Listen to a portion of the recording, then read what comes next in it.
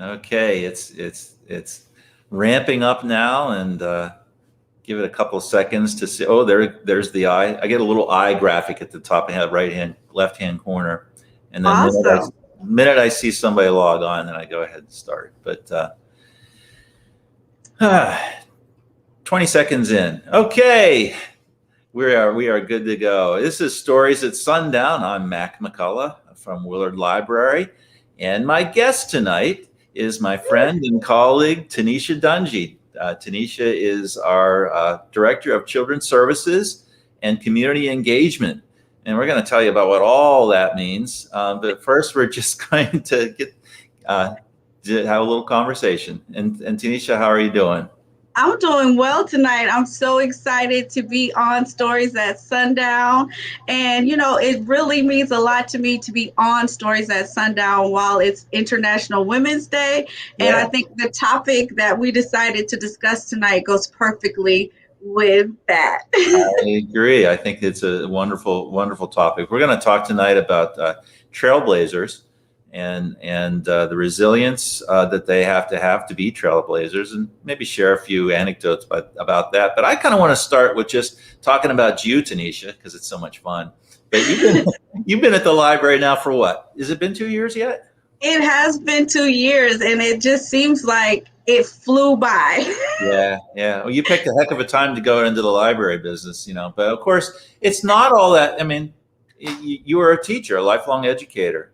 Yes. So we share this in common. We both changed careers, maybe for different reasons. I mean, they just kicked me out of my old career, but I can't see anybody kicking you out. But so let's talk a little bit about that. I mean, where did you grow up? You grew up in the South, right?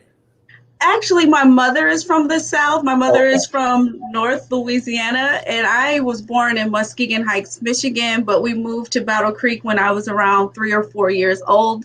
Can't remember the exact age because I'm getting on up there myself. But, that's where I'm from. So I've lived in Battle Creek the majority of my life. Okay. See, I think I made that mistake because you call everybody Mr. and Mrs. and you have those Southern manners about you. Well, my mother was very particular about that. As we were children, my sister and I had to say, yes, ma'am, no, ma'am, yes, sir, no, sir. So, and then being a part of the education system, you rarely call anyone by their first name. So everyone is Mr. this or Mr. that, Mrs. this, Miss that. So it just kind of carried over into library land. Yeah. So, I come from a family of educators. I don't know if I ever told you that. My father's a teacher. My mom worked as a teacher's aide, and my sister is a teacher. Mm-hmm. And I think education attracts a lot of trailblazers. And I can see you nodding your head, and I think that's true. But talk a little bit about why you chose that, and how you became involved in education. Well, as a little child, I just always was drawn to teaching. So when my parents had dolls, they purchased dolls for me, I would line them up and I'd have my little paper and pencil with my lesson plans. And when they would purchase books for me, I also had a library for my dolls. I can see you doing that. The two things that I always loved, either teaching or being a librarian. So it was in my spirit, I guess, in my blood as growing up. I always wanted to be a teacher. So, I just ended up going to Grand Valley State University. And hi, Stephanie. And that is where I attained my, education degree. And I worked for Battle Creek Public Schools for a few years, 12. And then I worked for Lakeview School District for about 3 years before I decided to go to Willard Library. And so you were passionate about education, though. It was something you loved, right? Yes. I really, truly loved working with young people. And I guess the best part to me about being in education is to see those aha moments where you know that someone has truly learned something. And then when those kids come back and say, Mrs. Dungey or Miss Darnell back in those days, you really meant a lot to me. And I'm 20 years old, but you're still my favorite teacher. And, I taught elementary. So if you had me in kindergarten, you had several teachers after me. So for you to come back and say, I made an impact on your life, that was like the best thing about education. So yeah, the energy of the kids, the excitement and not knowing what's going to happen from day to day was really what I loved about teaching. Yeah, yeah. And so you left and you went Yeah. into libraries. And I have to say that, as I left for different reasons, obviously financial and economic and what was happening in the news business. But I find a lot of parallels with the work that I wanted to do as a journalist and as a newspaper editor in working at the library. Mhm. Do you find the same?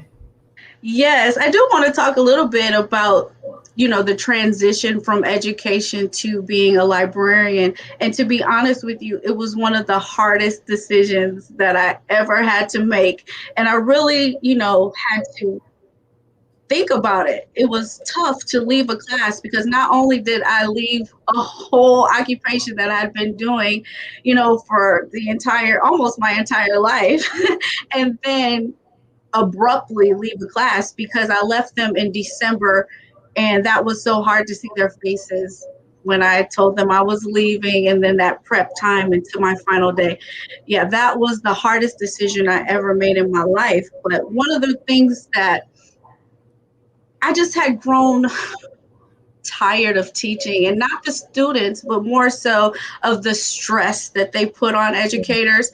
So I am always an advocate for teachers, even though I work at the library and do whatever I can to make sure they have the resources. So it was a perfect fit for me to move over to youth services in the children's department.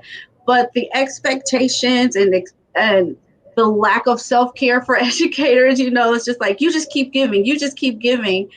I Yeah, was getting worn thin. And that was one of the main reasons why I moved over to Willard Library. So I yeah. could explore that other passion that I have as well.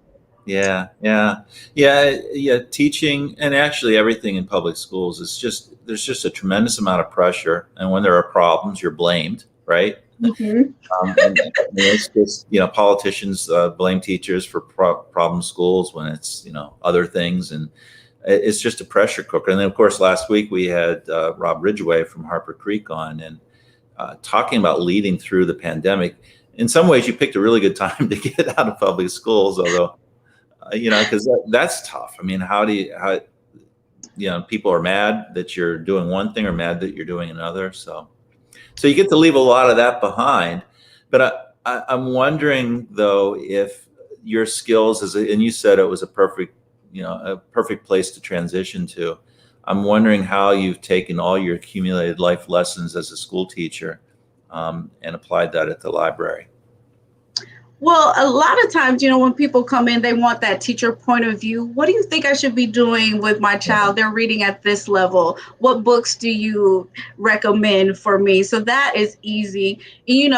When you're in the children's room, you have to know how to interact with children. So the personality, that I feel like engages children. And that helps with the programming as well, because as you know, most teachers are very good entertainers. So the programming aspect of the library fit perfectly with that. And then just having the knowledge of the expectations for each grade level is also very helpful, as we develop different programs at the library. But I think the number one thing is I've worked at 2 school districts that are here in Battle Creek, and therefore I knew a lot of people. So it's Yeah, easier for me to do that outreach piece because I'm connected to so many educators already. So it yeah, was just perfect. yeah, absolutely. And what I said before about education attracting trailblazers, did that rings true to you? Yes, I just think about all of the women who act, hi, Christine, who I have, worked with along the way that were inspirational and trailblazers for me. And I don't know if they're watching, but I'll shout them out anyway. Brendel Hatley, she was my first teacher, principal, not actually a teacher, but she was my first principal that I worked for. And being an African American woman, she really showed me how to conduct myself, and she equipped me with skills that really could moved me along in any sort of job that I did. And just all of the life skills and experiences that she downloaded in me along the way, I greatly appreciate that. So there's so many other people like Tamara Jamerson that also was a motivation for me, another African-American principal that was a trailblazer that led the way for me in the education system. So I greatly appreciate both of those ladies. Yeah. So let's talk about, what does the word trailblazer mean to you? I mean, what is a trailblazer? Well, can I talk a little bit about why I wanted to talk about it in general? I know we spoke a little bit about that, Sure. but do you think this is a good time to talk about it? It's a perfect time. Just answer my question. I'm just kidding. No, it's a perfect time. Okay. So why did you? And then talk a little bit about what being a trailblazer means to you, or what you see. Yes. And see, you guys get to see the banter that Mac and I have throughout the days when we work together. So I'm laughing. This is nothing. So he's used to this. But I actually had this vision when you asked me, because this is actually the second or third time you asked me to be on the show. And I was like, I'm not interesting enough to be on the show. And I said yes this time. And I was wondering, what are we going to talk about? And it just so happened to be that was the last major snowstorm that we had in Battle Creek. And I'm like, oh my gosh, it's 8.5 inches or so or whatever on the ground. And I'm wondering, how are these cars going to get through that snow? And then I said, whoever is going to be the first person to do that, they are going to have a tough time. So I started to reflect back on all these people who have been major trailblazers in my life and how they had to create that path for other people to be able to go through that same way safely. So that's what a trailblazer is for me, someone who is thinking outside of the box, doing something that has not been done, a pioneer in their field, and just an inspiration for those that are, wanting to do the same thing. That's what a trailblazer is to me. And what do you think motivates somebody to be a trailblazer? Because it's not always an easy decision to make, right? Yeah, I was thinking about that. I think for everyone else, it could be different, but for me, it all kind of boils down to the love and the passion that you have for something. And once you have a passion and you know it's the right thing to do, it's easy for you to deal with the pain and sometimes the strife that goes with doing something that hasn't been done before. So I really do think it's the passion and the love for people and the other that you want to bring along. Yeah, I was thinking about this today too, and even thinking about what questions to ask you. There's a lot of planning that goes into these things, folks, but no, but seriously, thinking about trailblazers that are on my mind, an ability to see the world clearly, to see things for how they are, because it's so easy to just stay in the line, between the lines, right? To stay in your lane. It's what you're encouraged to do for the most part. It's in many ways you're rewarded for that. And the ability to just see things for how they are and say, well, it doesn't have to be this way, right? Mm-hmm.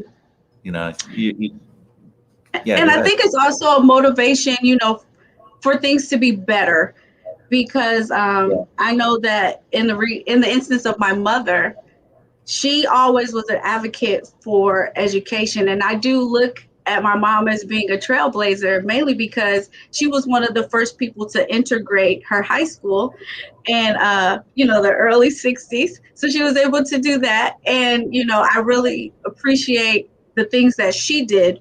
But at the same time, that initiative to continue to have a great education. And then she was also the first person to go to college at Grambling State University. And those things that she instilled in me, even as a young child, we were experiencing sometimes poverty, but my mom would do little things that help my teacher so that I could continue to go to that school, even though we couldn't afford the fees. When I think about those things and how she sacrificed for me in order for me to be who I am today, that is just the ultimate example of a trailblazer. It doesn't have to be someone who's famous or, have a lot of fame. We have everyday trailblazers who are doing the work, who do not always get recognized, but they lead the way for others, or create that path for others to be successful. So that's really what I want to do as well. So if you have some local trailblazers, Mac, that you want to also talk about, just feel free to as well.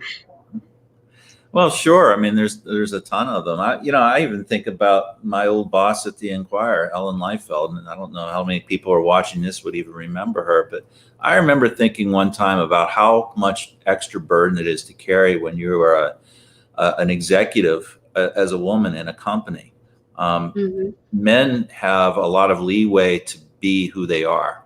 They have a lot of leeway to be whatever personality. So you can be a very effective chief executive and be a real hard driving, type A as a male, but you can also be an easygoing chief executive, and people still give you the respect of the title and all that. Whereas I think of the woman, you really have to be, and maybe it's changing, but it was my observation at the time that you really had to kind of fit that stereotype about being hard driving, and so when you talk about trailblazing, you're really talking about carrying a lot of burden with you.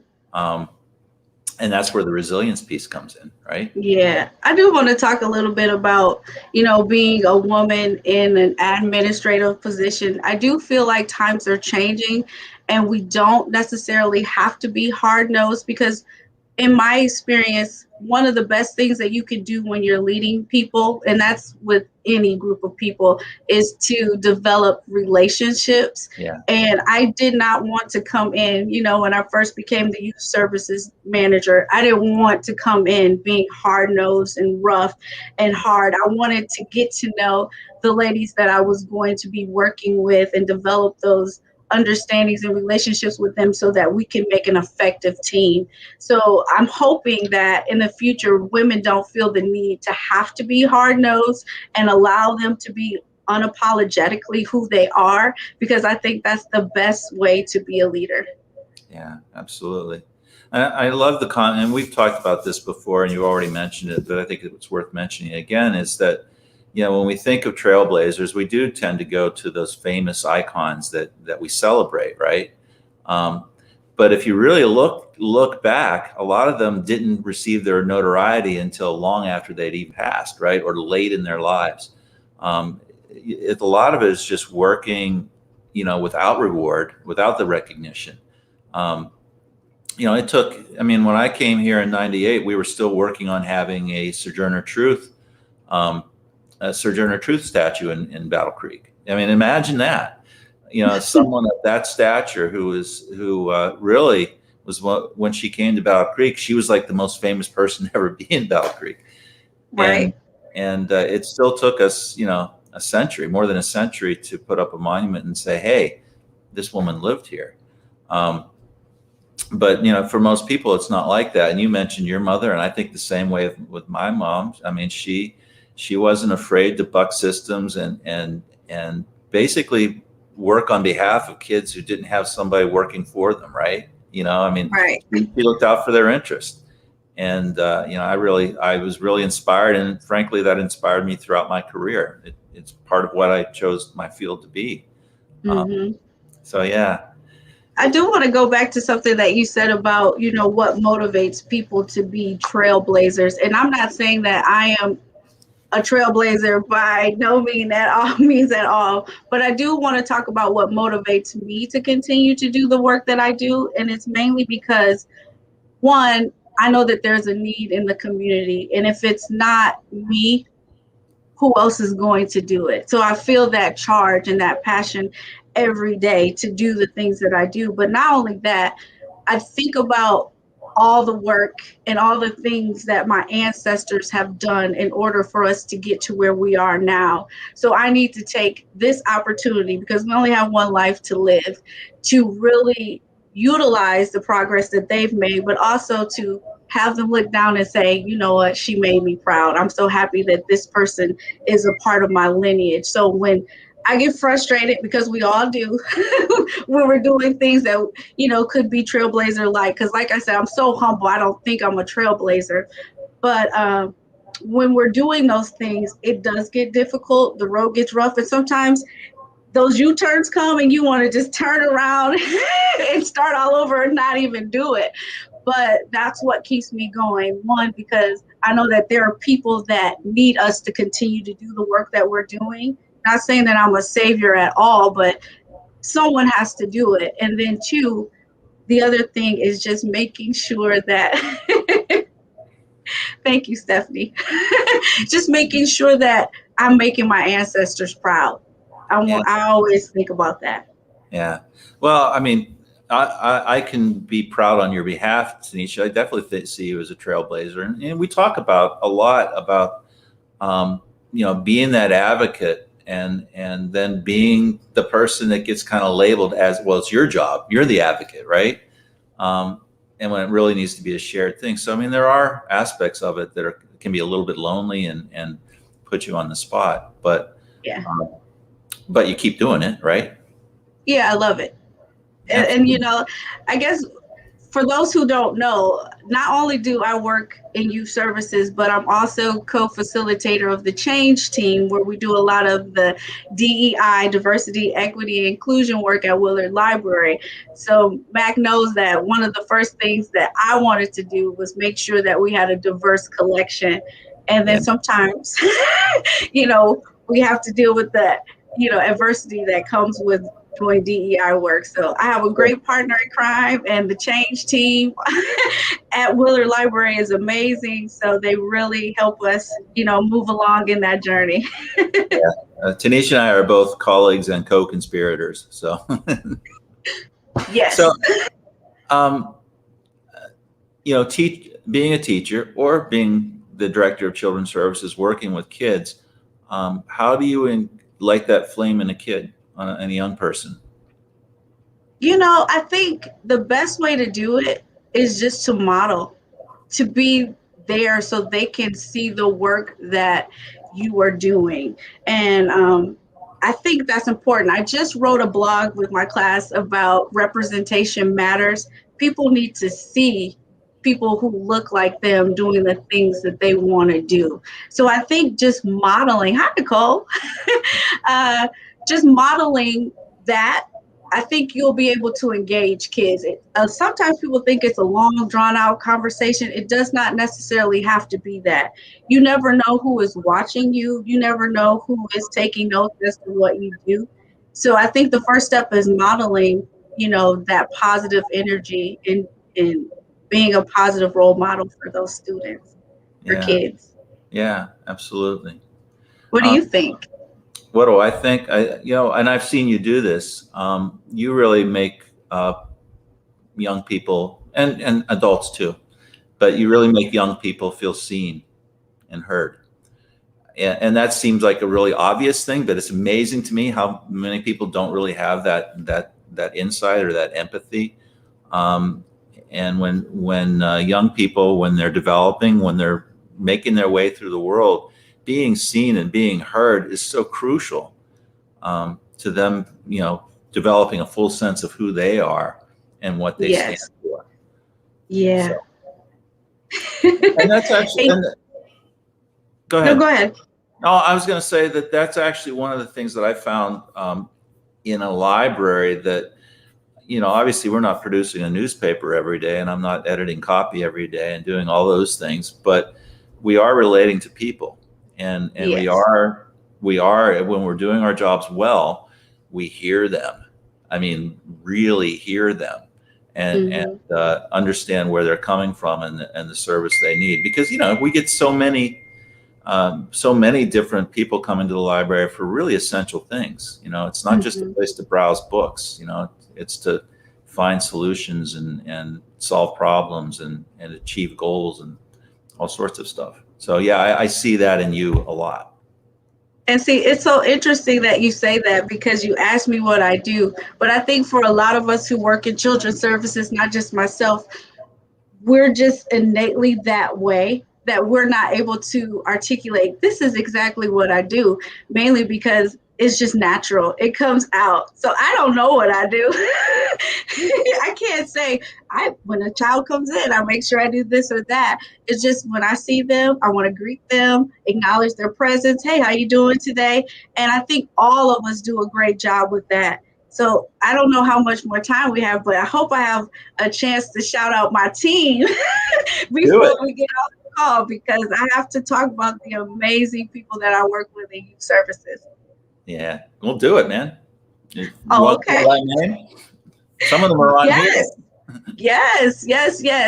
I am so excited to be the team captain of youth services with Stephanie Boyd, Alicia Doherty, Angela Maddox Bonner, Nicole Holmes, Beth Williamson, and Chelsea Dungey. I hope I'm not saying her last name wrong. I believe that's all of them. And they are so creative. I could not have created a better team to work with. And, we're like sisters. So that means sometimes we don't always see eye to eye. But, that's the best part, because we're able to move on from that and really create wonderful programming that I think no other library is doing that. And I can't say it's me. It's the wonderful team that I have and all the talents and skills that they bring to the table. So, no, I love my team. I love my job at Willard Library, and everyone is great. Every single person. Yeah, I would agree with that. I think that we have an amazing staff, and the heart of service that is there. And we're not here just to promote ourselves, folks, by the way. No. We take this pretty seriously and really enjoy it.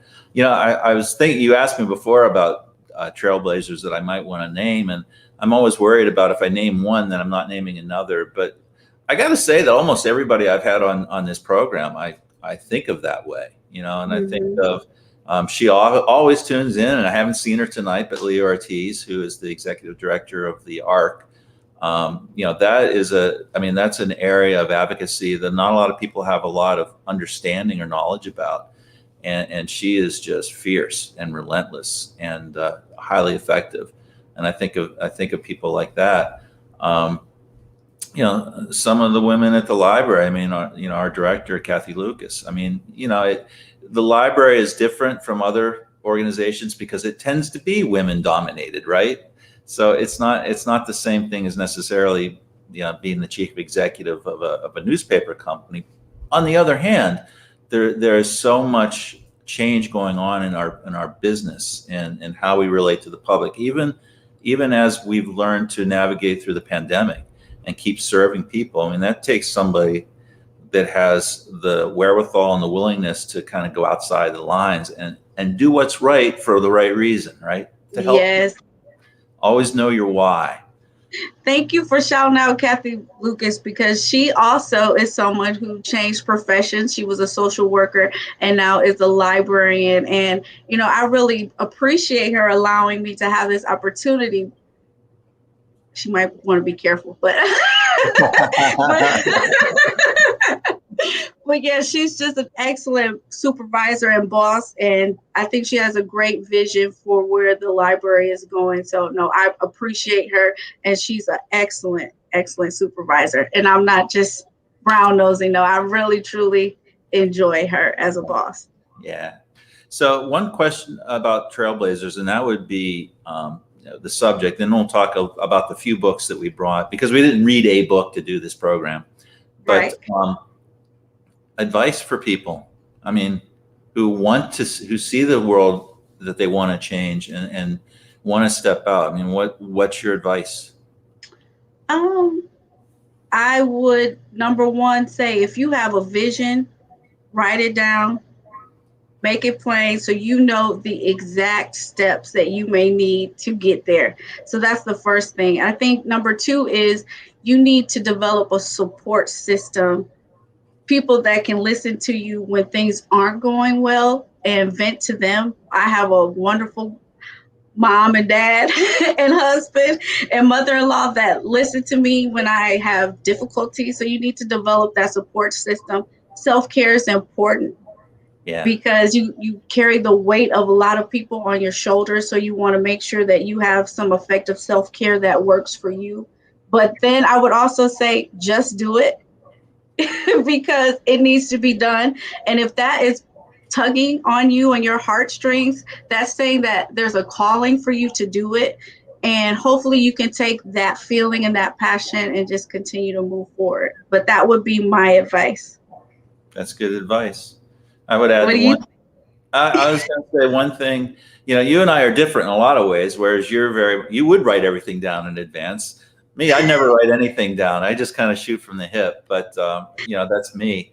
But and that doesn't always work. Sometimes it does. But trusting yourself. You know, Mm-hmm. I think that is really believing in yourself and cultivating a practice of believing in yourself. You know, I think about the people that we all heard of. I mean, I've done a lot of reading on Sojourner Truth over the past year, and just the moral strength of this woman to do the work that she did, not just an abolitionist, but Mm-hmm. a feminist. Mm-hmm. Testified at the legislature against the death penalty. You know, on and on and on. Or even Ellen White, who I've also done a lot of reading on, and I'm Mm-hmm. not an Adventist or anything, but I was just curious about. Right. I mean, she and her husband, but really her, they founded what today is the 5th largest Christian community in the world, right here in Mm-hmm. Battle Creek. And Mm-hmm. she wielded amazing power at a time when women didn't have much power. Yes. And you know, that having the strength and certainty, and not that any trailblazer is necessarily a saint. I mean, we're all human beings, Right. and we don't necessarily have to agree with all of them, but we can respect what they bring and their vision for what the future can be like. So, Yes. couple of books. I'll just mention. You know, the library is full of people that you can read about. I mean, you could go through the 921s and read all kinds of stories about trailblazers. We have a lot of great books about Sojourner Truth, worth your time. I brought a couple. This is just a nice book, and I can't say that I've read it cover to cover, but just women who have succeeded in business and the lessons they've learned to do that. This is called Wonder Women. It's by Sam Maggs, and yeah, it just kind of goes through, and you don't have to read the whole thing. You can pick out the ones you want. Also in business, I chose a business theme, Earning It, how hard-won lessons from trailblazing women at the top of the business world. So those are two that I picked out. What about you, Tynisha? Yeah, I know that we're running low on time, but I do want to highlight Dr. Eze's book, and she is a local Michigander, originally from Nigeria. Her book is called Child of an Elephant, and when I first met Dr. Eze, she is one of those ladies that commands your attention. And if she has something to say, she will say it. She is unapologetically herself. So I do want to highlight this book. And I also want to let those who are watching know that the Urban League is having a 5-part series on this book where they're reading chapters of it. I don't know how many each time, but the next one is March 9th, which is tomorrow, on their Facebook Live, the Urban League's Facebook Live at 7 p.m. And I guess on the last night, that Tuesday night, which is March 30th, Dr. Eze will actually be there to talk about her experiences being an immigrant coming from Nigeria to Michigan, and how her parents, specifically her father, really inspired her to do the work that she's doing. So I wanted to highlight this book. This is a personal acquaintance of mine who I really truly believe is a trailblazer. And of course, I work in the children's room. So I had some books called Fly Girl Fly, and it's about the first woman to overcome basically gender stereotypes of being a pilot. And then the first woman who was in cabinet for the U.S. government, the president was Franklin Delano Roosevelt. And this is called The Only Woman in the Photo. So I will be creating some collection highlights posts to showcase some of the books that we have in the children's room about women trailblazers as well. I did want to mention one other book. My guest Tapar, who was on, she talked about this book, and I just got it. Adrienne Marie Brown. I don't know if you read anything by her. emergent stories, and you guys can check that out as soon as I'm done with it. So I'm gonna read it first. So well, the time just flew by. It does. It always does, and it's a lot of fun. Always fun. It is. So I thank you for finally saying yes and coming on for me. And it was a great topic and a great subject. I hope you all enjoyed it out there. Next week, Stories at Sundown takes a break because our program next week is Peeks into the Past. And this one is about Kingman Museum. Many of you probably know that the museum itself, the building, is closed, but the collection is alive and well, and working on how that is going to continue to serve and educate and inspire people in our community. It's a great story, and I hope you enjoy us or join us. So with that, good night, everybody. Thank you, Tynisha, and we'll see you soon. Take care. Bye, everyone.